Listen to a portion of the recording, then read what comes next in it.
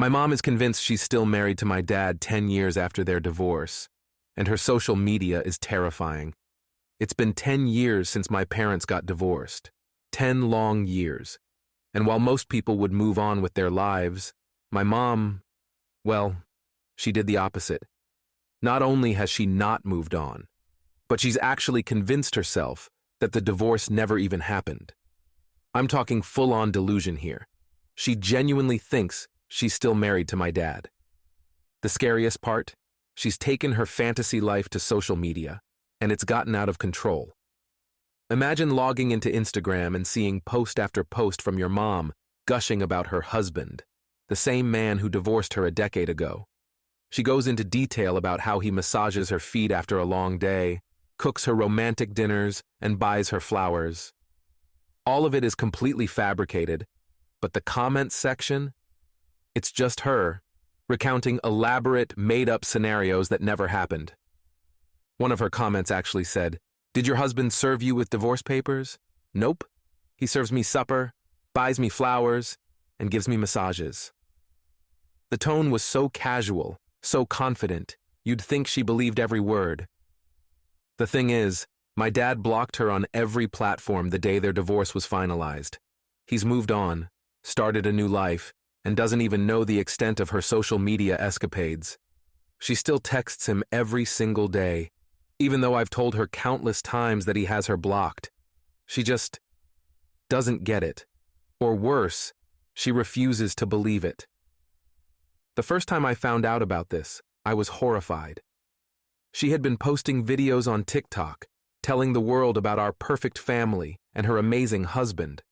It was disturbing to watch, but what made it worse was that she was sharing private details about our lives, things I never wanted out there. I confronted her, tried to explain that none of it was real, but it didn't get through. She just smiled and said, "Oh, honey, you don't understand." I've had this conversation with her so many times that I've lost count. My grandparents pretend there's nothing wrong. Most of my family ignores it. And honestly, I've started ignoring it too, at least for my own sanity. But then my sister came into town recently, and she showed me something even worse, my mom's Instagram accounts. Plural. It wasn't just TikTok, it was Instagram too, filled with comments where she wrote back and forth to herself, continuing the charade that she's still living this happy, perfect life with my dad. One post stood out more than the rest. "My husband and I are making a difference in Ecuador. Thank you, World Vision." Here's the thing. My mom has never been to Ecuador. Never. I don't even know where that came from. But the fact that she's convinced herself of these things and shares them with the world makes me feel like I'm living in a nightmare. For the most part, I've learned to laugh it off. What else can I do?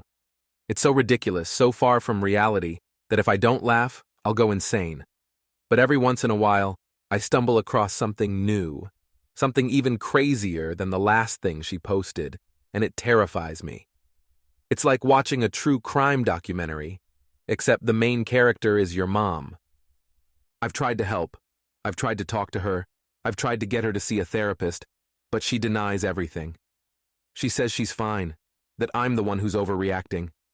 I've even tried showing her the texts she sends to my dad, pointing out how they go unanswered because, well, he's blocked her. But she waves it off, saying, "Oh, he's just busy. He'll get back to me when he can." The truth is, I don't know how much more of this I can handle. It's been 10 years of living with someone who's completely detached from reality, and no one around me seems to care. My friends don't get it, my family ignores it, and my dad? He moved on long ago. It was only a matter of time before my mom's social media antics started affecting the rest of the family. My sister, Lauren, lives in another state, so she doesn't have to deal with it as much. But when she came home for a visit, she couldn't believe how far it had gone. We sat in the kitchen, scrolling through my mom's Instagram posts together. Lauren shook her head in disbelief, laughing nervously. "I knew it was bad, but this is insane." I nodded, feeling the weight of it all on my shoulders. Yeah, and it's not just Instagram or TikTok. She texts Dad every single day, even though he blocked her years ago. She's convinced they're still together. Lauren stared at me, wide-eyed. Does she really think that? Yeah, I sighed. She's completely delusional. I've tried talking to her, but it's like she's living in another world. Nothing I say gets through to her. Lauren looked down at her phone, scrolling through more of our mom's posts. I don't understand how she can think this is normal. Why isn't anyone else in the family doing anything about it? I shrugged. Grandma and Grandpa don't want to get involved. They think Mom's just having a hard time, that she'll snap out of it eventually. But it's been 10 years. She's not snapping out of anything. Lauren sighed and leaned back in her chair, rubbing her temples. What about Dad? Does he know how bad it's gotten? I shook my head. No. I mean, he knows she's still hung up on him, but I don't think he realizes how far she's taken it. I haven't told him about the social media stuff because, honestly, I don't want to drag him back into all of this. Lauren nodded slowly, biting her lip. I get that, but at the same time, we can't just let her keep living like this. It's not healthy for her, and it's definitely not healthy for us. I agreed, but the truth was, I had no idea what to do. Every conversation I'd had with my mom about her mental state had ended in frustration. She refused to see a therapist, refused to acknowledge that anything was wrong, and I was left feeling like I was losing my mind trying to deal with her. That night, after Lauren had gone to bed, I sat in the living room, staring at the TV but not really watching it. My phone buzzed, and I glanced down to see a new message from my mom. I just wanted to let you know that your dad and I are going to the farmer's market tomorrow. Do you want us to pick up anything for you? I closed my eyes, feeling the familiar wave of frustration wash over me. She wasn't going to the farmer's market with my dad. She wasn't going anywhere with my dad. But no matter how many times I reminded her of that, she just wouldn't listen. I opened the message and started typing, my fingers flying over the keyboard. Mom, Dad hasn't talked to you in years. You know that, right? He's not going to the farmer's market with you, and he's not coming back. Please stop pretending that he's still in your life. It's not healthy. I stared at the message for a moment, hesitating. Would it even make a difference? Would she listen this time?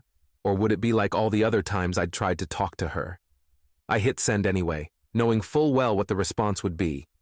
Sure enough, within minutes, she replied, "Oh, honey, you're just stressed. Your dad and I are doing fine. He'll come around. Don't worry so much." I tossed my phone onto the couch, feeling a mixture of anger and helplessness. There was no getting through to her.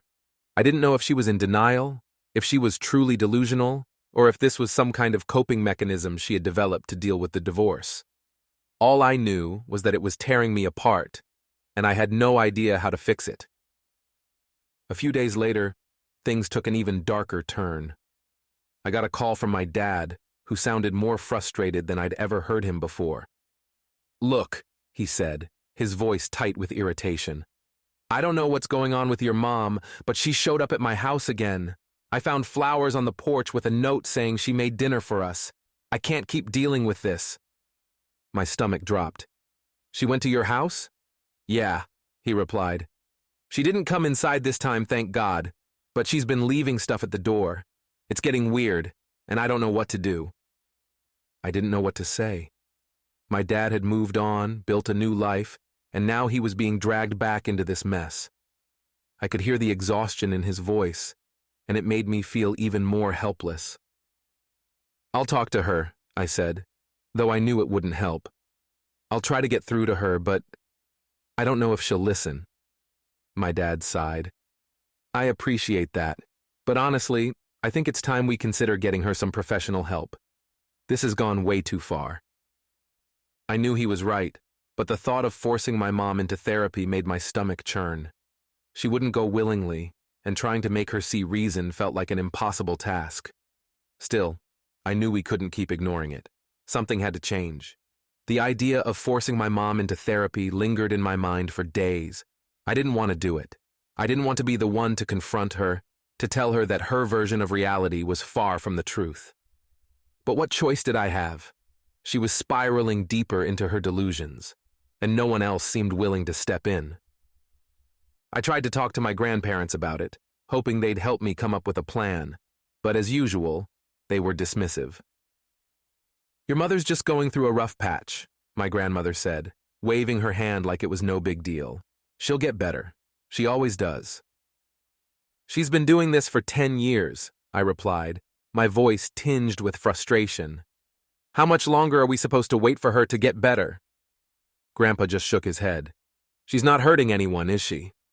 That question stung. In their eyes, maybe she wasn't. But they weren't the ones dealing with her obsessive messages, the social media posts that exposed personal details about our family, or the fact that she was showing up at my dad's house like a ghost from the past. They didn't see how much it was affecting me, or how much it was disrupting my dad's life. I left their house that day, feeling more alone than ever. No one was taking this seriously, and I knew it was up to me to figure out what to do.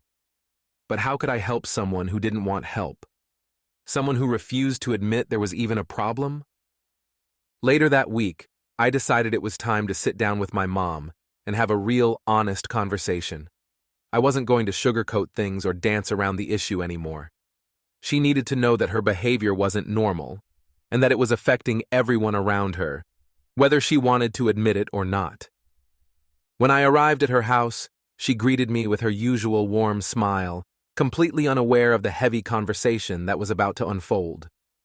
We sat down in the living room, and I took a deep breath before speaking. "Mom," I began, choosing my words carefully, "we need to talk about Dad." Her smile faded slightly, but she didn't seem alarmed. "What about him?" I swallowed hard. "You've been messaging him for years and he's not responding. You know that, right? He's blocked you on everything." She waved her hand dismissively, as if it was no big deal. "Oh, he's just busy. He'll get back to me when he has time." "Mom, he's not going to get back to you. He's moved on. He's not a part of your life anymore." She stared at me, her expression unreadable. For a moment I thought maybe, just maybe, she'd understand what I was trying to say. But then she shook her head and laughed. "Oh, honey, you worry too much. Your dad and I are fine. He's just been caught up with work, but we're still together." I felt a knot tighten in my chest. It was like talking to a brick wall.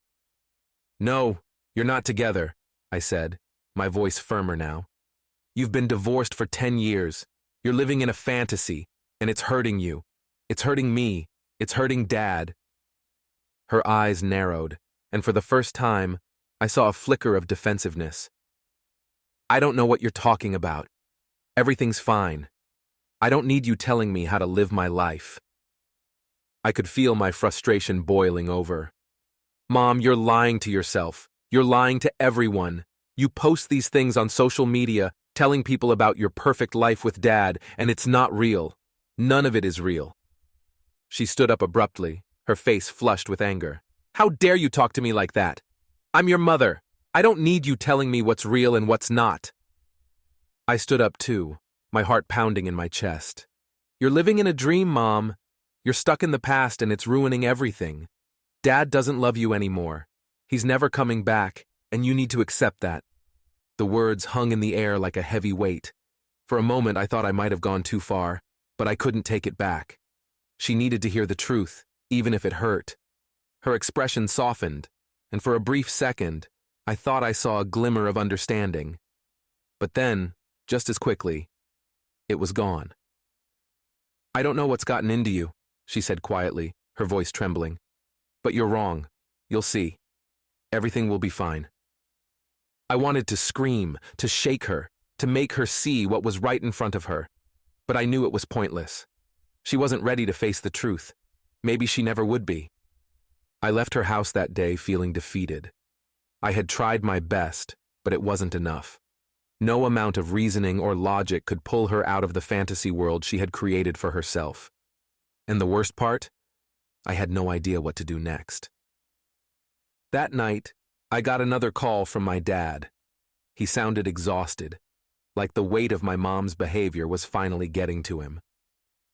"I don't know how much longer I can deal with this," he admitted. "I've tried ignoring it, hoping she'd move on, but it's not working. She's getting worse. I know, I said, my voice barely above a whisper. I tried talking to her, but she's in complete denial. She won't listen to reason. We might need to take more drastic measures, he said, his voice heavy with resignation. This has gone too far. I didn't know what he meant by drastic measures, but the thought terrified me. What if we had to force her into therapy? What if she refused? What if things escalated even further? I wasn't sure how much more of this I could take. The next few days were tense. I kept waiting for the other shoe to drop, for my mom to do something even more out of line. The conversation we'd had replayed in my head over and over, and I kept wondering if I had said the right things or if I had made everything worse. Then, one morning, my phone rang. It was my dad again. I'm at my wit's end, he said, sounding more frustrated than I'd ever heard him. She came by the house again. This time she walked inside like she still lived here. I had to ask her to leave. I rubbed my temples, feeling the weight of it all crushing me. Did she say anything? Same as usual. She left flowers, said she made dinner, acted like nothing was wrong.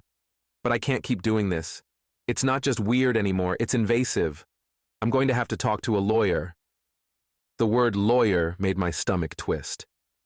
Do you think that's necessary? I mean, would getting a restraining order even help? I don't know, he admitted. But I can't keep living like this. I've tried being patient, but this is crossing a line. The idea of legally forcing my mom to stay away from her own ex-husband felt like a nightmare. But I couldn't deny that she was crossing boundaries that shouldn't be crossed. My dad had moved on, built a new life, and now he was being dragged back into something he had long since left behind. After we hung up, I sat in silence, staring at the wall. What were we supposed to do now? Was my mom really so far gone that we'd have to take legal action just to get her to stop showing up uninvited? The thought made me sick to my stomach. A week later, things took another turn. My mom posted another bizarre update on Instagram, this time claiming that she and my dad were planning a trip to Italy to rekindle their love. She went into great detail, describing how they were going to walk through the vineyards, sip wine, and enjoy romantic dinners together. It was all so far from reality, so disturbingly detailed, that it made me realize just how deep her delusion went. I called Lauren to vent. I don't know what to do anymore. She's completely lost touch with reality. This isn't just denial, she's living in a fantasy. Lauren sighed on the other end of the line. Maybe we should look into getting her some help, like real help. What if we talk to a therapist ourselves and see what they recommend? Maybe they'll know how to handle this better than we do. It wasn't a bad idea. I knew my mom would never go to therapy willingly, but maybe talking to a professional would give us a clearer sense of what to do next. We couldn't keep ignoring it. She wasn't just posting random lies on social media anymore. She was starting to act out those fantasies in real life. The next day, I made an appointment with a therapist. Lauren couldn't be there in person, but she joined the session on speakerphone.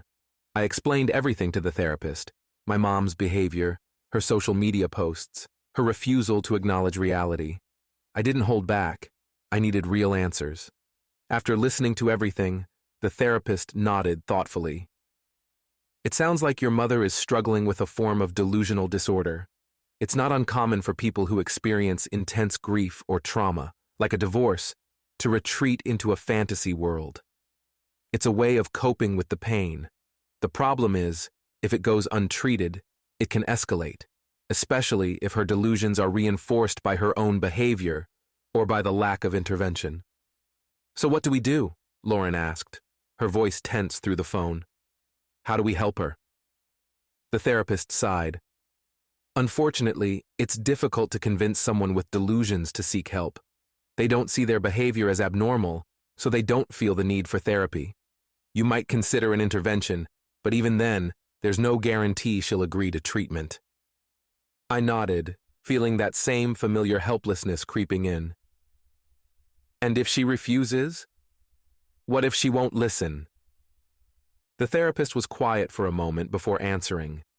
In some cases, if the person's behavior becomes dangerous to themselves or others, there are legal avenues you can pursue. But that's a last resort.